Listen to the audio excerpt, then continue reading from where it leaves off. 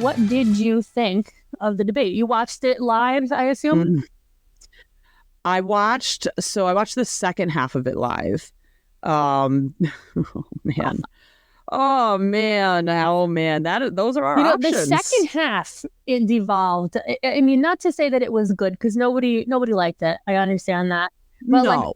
Well, and that's good though. Yeah. Actually, finally we can agree on something, right? We're bringing the whole country together. Bravo. That's right. Yeah, finally we can agree. No, I started right from the beginning, and I was like shocked at how good it was going. I really was. I mean, everybody knows that, Trump talks over. He comes off as a bully because he is.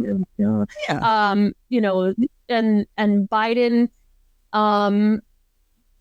he had moments of clarity, and then in the beginning, and then I just think it he started to unravel a little bit, and I think Trump did unravel. I think he did, because at the end, he just kept repeating the same stuff. I was very disappointed in that. There was one question in particular that I really wanted to know the answer to, which you and I have talked about before. Jokingly said that somebody should run on a platform that, childcare is an issue, single parenting, etc. And Trump did not answer that question. That was the one I really wanted to hear about. What would you do with regarding childcare at this point, Right. And nothing. He just, went back to the rhetoric a little bit, Oh, right. And a lot of it were, the lies that he's been telling that, he now believes. I mean, they were arguing over golf at one point. That was great. I saw a comment on that. That was great. Somebody said, somebody said, and I thought this was so on point, and I don't know who said it. I'm sorry for stealing it, but it was, that is the most elitist argument I've ever seen, ever. And I'm like, yeah, that's exactly how it came off. It did. Yeah. So there's this comedian, Chris Vanjola, he was on, Chelsea Lately, and he put it so brilliantly. He watched the debate and he was like, yeah, we gotta start taking care of ourselves, guys. If these are our options, honestly, what I'm gonna do, I'm walking down the street and I see trash, I'm picking it up and I'm throwing it out. And I see someone that needs help, I'm helping them, because these are our options. And if we're relying on these guys, we are all screwed. So we are now in self-defense mode, and we have to defend for ourselves if this is what. And it was so on point because, honestly, and his beautiful teeth, because they're perfect. That's a plus. Yes, you see garbage on the side of the road, pick it up, because you're on your own. Yeah. Oh my gosh. No, I agree. It's scary. I say this much. I will say this much. I think that this is the best reason to start remembering local government. And the bottom line is the presidency, okay, we talk about it a lot, but it matters so little. No, it doesn't. We argue about it a lot, so but the person, your mayor, your whoever's in your village, trustees, your thank you, whoever. I mean, I started following them on Facebook because I just wasn't getting local news. I never hear about it, so I started following a couple of the Orange County places, people rather, and I'm like, hey, you don't hear this. If you don't follow them, nobody's telling you. Nobody's telling you. Well, and that's a lot of it too with the presidency as well. A lot of the Biden followers, the hardcore old people that follow Biden, they only see what they're seeing on certain news channels. So they're not seeing him stumbling over his words and not forming sentences and tripping over his own feet and standing still, stuttering, and they're not seeing those things. And it is so important for the local government. And as far as Biden's performance at the debate, I'll be honest with you, I have seen way worse from him. For sure. Then come out, everybody from everywhere comes out then and says, hey, we don't think he should be the president. The Democratic Party is now saying, we should rethink this. Apparently they can't. But that wasn't the worst performance. I actually was. No, that was pretty typical, actually. I thought it was better than some. I definitely seen worse, from him. So, I could go figure, right? I mean, it's unfortunate because what we needed in our president was when Trump was, saying the rhetoric, saying all these lies, was for him in those moments to say, excuse me, no, that is not correct. But because he is in the capacity that he's in, he can't. So he just can't take those lies he can't and expand change. on it. So one of the things that I guess there was no notes, right? There was no notes, and that was one of the. Right. I actually want to just real quick on the rules.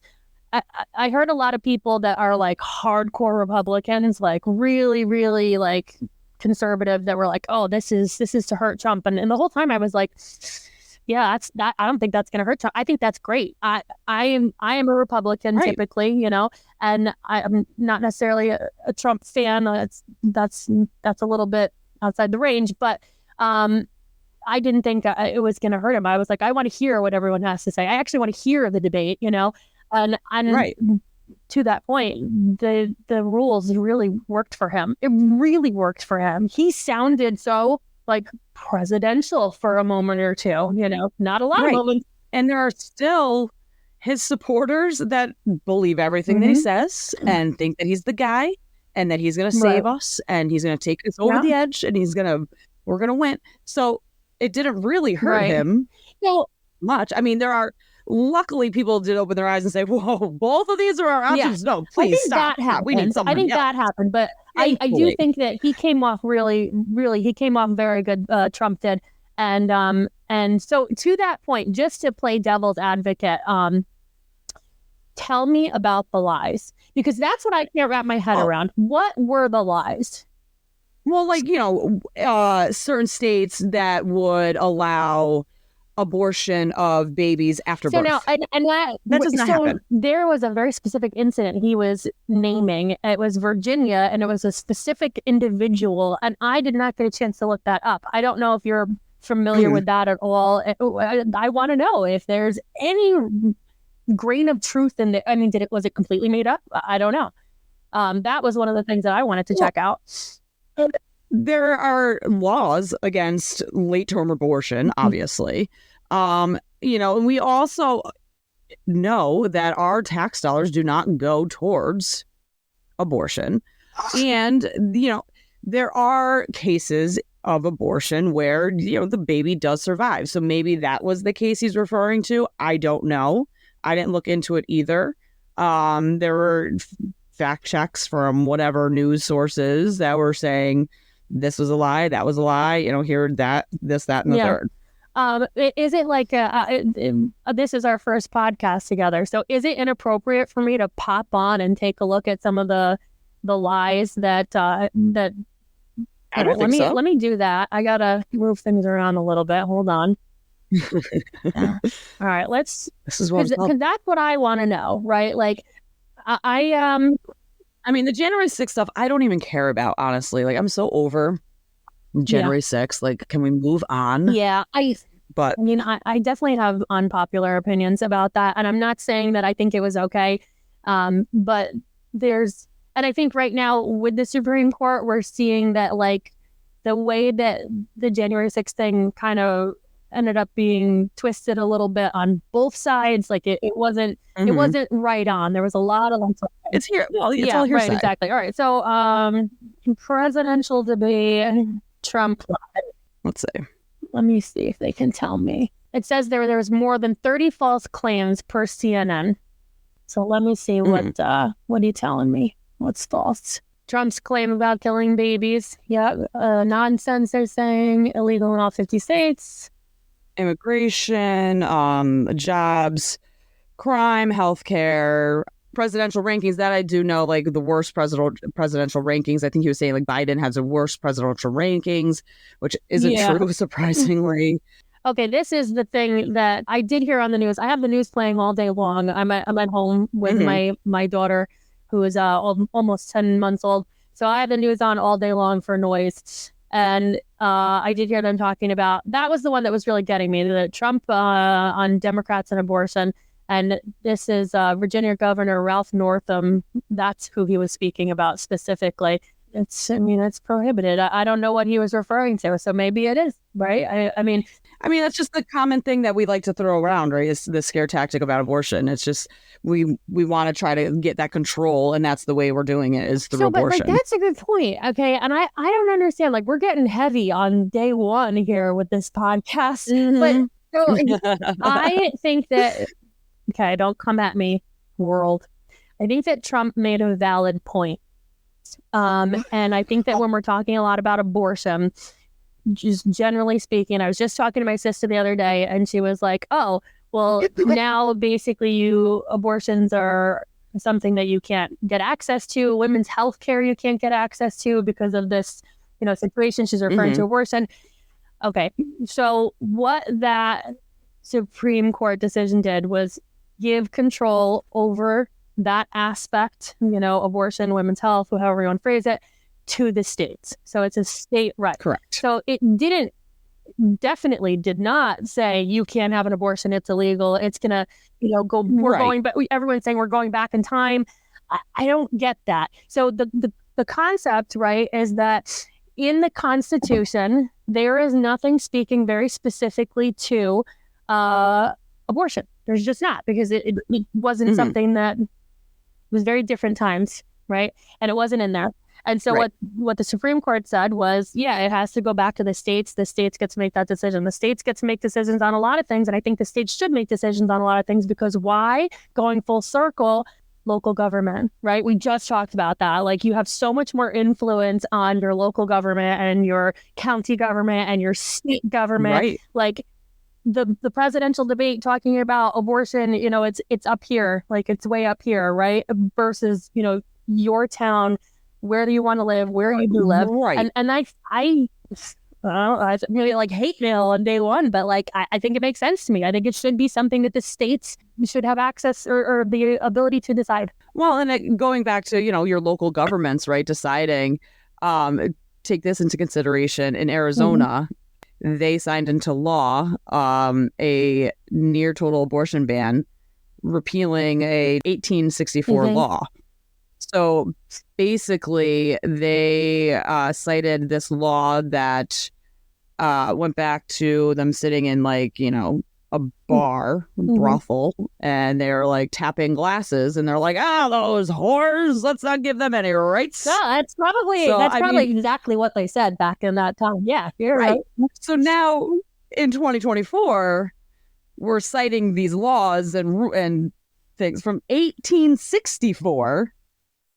And I'm not just like, this goes far beyond even just abortion, because we're doing it in many different ways. I mean, we just took away plastic bags a couple of years ago in New York and are now forced to use paper bags. It's absurd. Never bring them and watch everything roll around in your car, which is how I prefer to do it. I was just at Walmart the other day, and I learned they reinstated the paper bags too. I love paper bags. Thrilled. And you know what? I started shopping at Target because they give me a paper bag and it's free.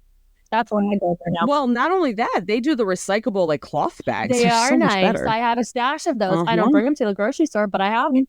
Never. I mean, if they'll make it to the grocery store, usually in my trunk. I don't even bother anymore. I give up. But okay, so Arizona, 1864, brothels and whores. I'm back with you. Without revealing my position on abortion, because I'm actually not going to do that, because then I would get like haters like at the front door. Oh yeah, I am literally just playing devil's advocate. Well, we're women, so obviously we're pro life. Right. Exactly. So we can only be feminists, and we're pro life. And so no, my question would be playing devil's advocate, which I think I just lost my train of thought. No, okay. I'm not saying that this is right. I'm posing a question. So, what about the argument that in some of those cases that you mentioned, that the concern from one side, right, is that the fetus and zygote unborn baby, right, they're saying it is a baby, right? There is a point at which, and I can't tell you when, I don't know it. There's a point at which I'm not a doctor, scientist. Nope. I'm not even a philosopher, because that's where you're really getting into it. When does it become like, I don't know. Or I'm a little bit. Yeah, that's it. So the concern is like, okay, so it wasn't a wanted pregnancy, right? And so, but it is still a baby. What is the response to that? Because I don't know what the response to that is. There's a point at which it's a baby. There's a point at which, some people don't believe that it is a baby, right? And where's the line? I don't know. Right. And then you'll have the people that obviously are just going to yell, well, you can give it up for adoption. Right. And there's options, and I just saw, I follow, I don't know if you're on social media with, the national children that get stolen or kidnapped or lost, but, I follow along because I have children and something that terrifies me. So I would not want to look at that, but okay. Yeah. Well, honestly, I'm on it because locally we just had a little boy go missing a week or two ago. So I started following the page because of that. But just posted on there is a little baby, and they are looking for the family. They're not looking for the baby. They found the baby. They found the baby. Is this on the street somewhere? Oh no, this is not the same one I'm thinking of. Okay, continue. No, so this baby was abandoned. And honestly, based on the photos, I mean, I don't know the child, I don't know the family, but based on the photos, it looks like it was well taken care of.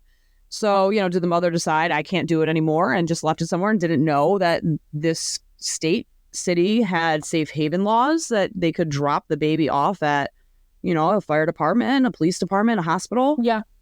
And that's an argument that a lot of people are having now too, is, you have to, when you go to the doctor, learn all about abortion and learn all about adoption, but they don't tell you about safe haven. Yeah, no, I didn't. I've never heard of that.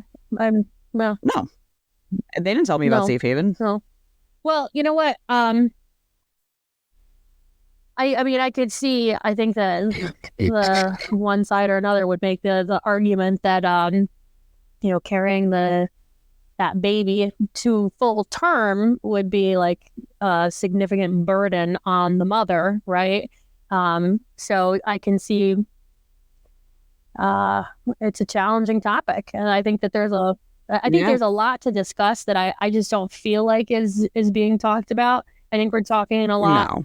No. We're talking at like a high level, and I think that there's probably common ground for the moderate people, and I think the moderate people are like a huge majority compared to like there's people that think from day one it's a baby, and there's people that think maybe too far along, right, is okay, or whatever circumstances. There's definitely there's a wild swing, but I think that the majority of people are definitely somewhere in the middle, and they can probably find common ground. And I just don't think that we're talking about the points that would help us get there. That's my opinion.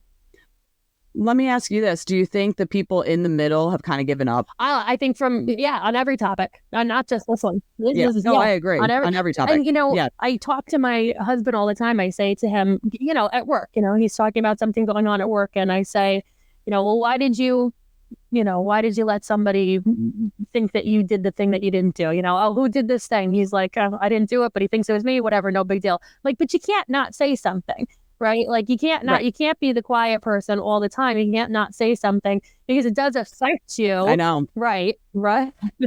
Oh, I know that all too well. Right. Exactly. You can't be a quiet person all the time. You can't come up on every topic and stand on your soapbox, but eventually you really do, because we're not crazy lunatics.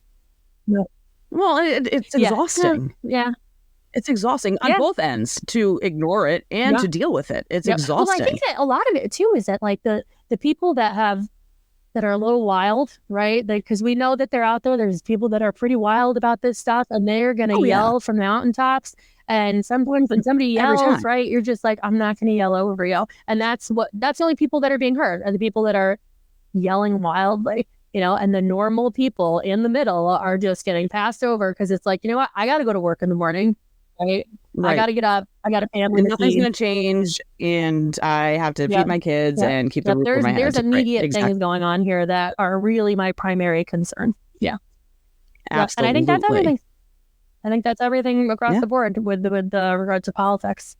So there's all. Well, I don't think that's everything, but I think we touched on a little bit of it. We went deep on day one. First day. Ooh, I'm hot. Maybe we'll save this for episode 2. We'll re-record for number 1. Oh man, don't release my name. We're pseudonyms now. We won't release video. Exactly. Well, hey, if we wanted to really get people's attention, that was the way to do it, right? Yeah. No kidding. All right. Well, you want to end it with some talk about 4th of July? Let's go a little lighter, maybe. 4th of July. Yeah. Well, what's everybody doing? I know everybody's talking about. Listen, I don't know. Every day, every holiday, record travelers, lines at the airport. I'm not going on the plane. I'm not around this time. No. Listen, I am, once again, I'm not doing it, but I am debating going down to the city for the fireworks. It's on my bucket list. So I don't want to sit in the field and I want to go on a boat and watch them from the boat. In New York City. Can I tell you, that is awesome. And also, I did that.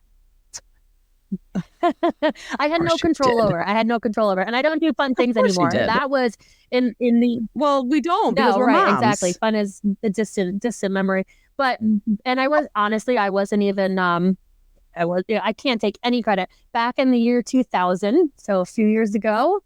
And I didn't have any control over my life. Time but ago. remember, in the year 2000, it was a big deal to have all the, everything. So we went to July 4th in New York Harbor, and we took the trawler. My parents had a trawler, and my dad went. It was by the way, from where we are, it's a 3-day trip because a trawler is a boat that sits very low in the water. It doesn't get up on plane, which is how you get fast moving. You get up on plane and you zip, right? Trawlers don't do that. Trawlers, they stay low and they're very stable. They're very seaworthy, but they don't move. So they go you're maxing out at 12 knots. Ours didn't even do 12 knots. There's some based on how big the boat is or whatever, is how fast they'll go. Ours did, I think, max speed, full steam ahead with 10 knots.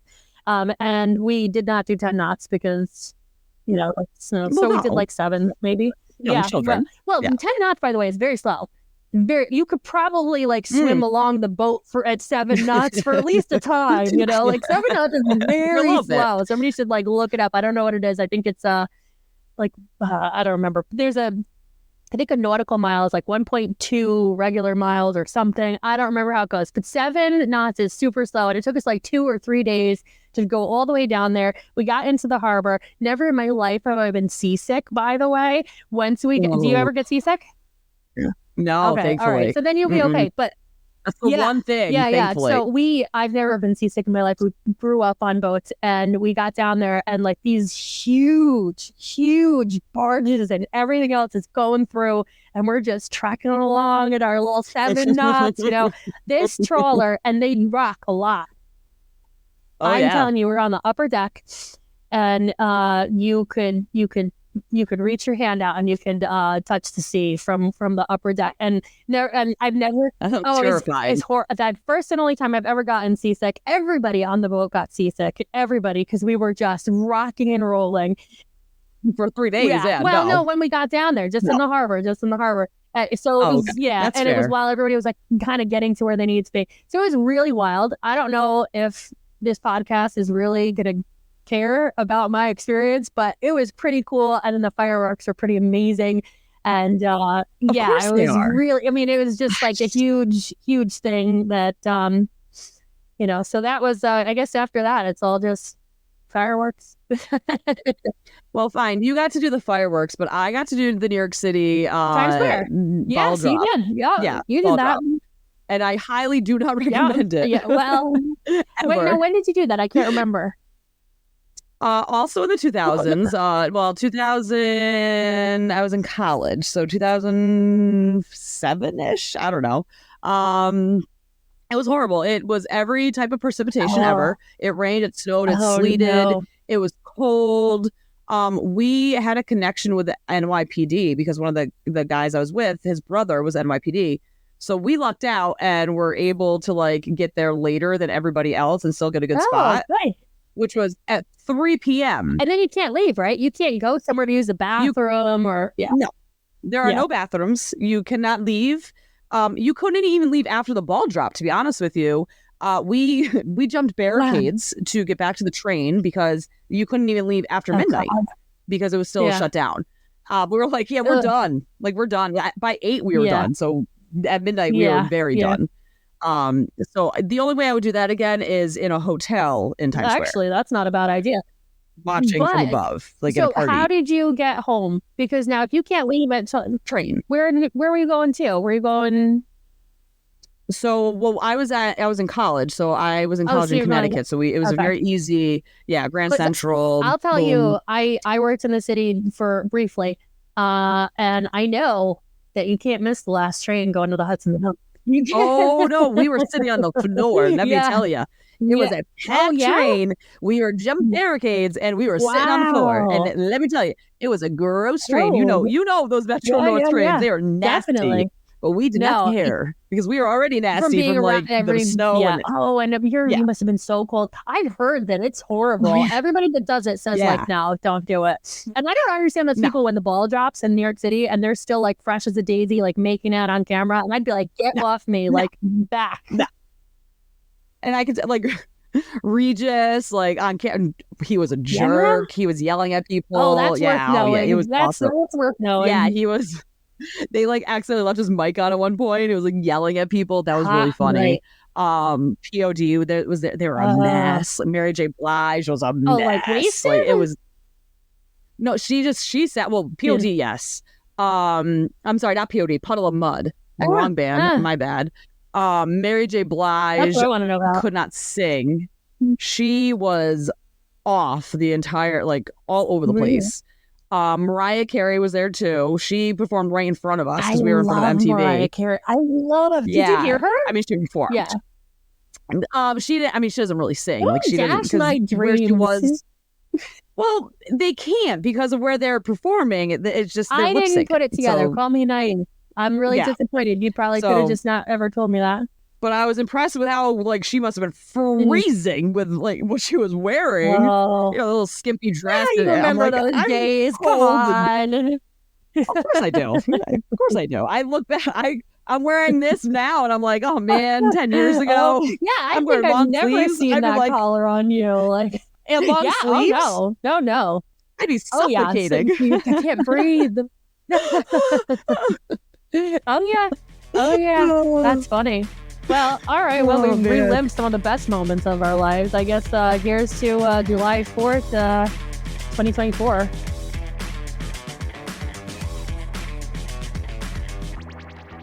You've been listening to The History Last Week with Mollie and Rachel.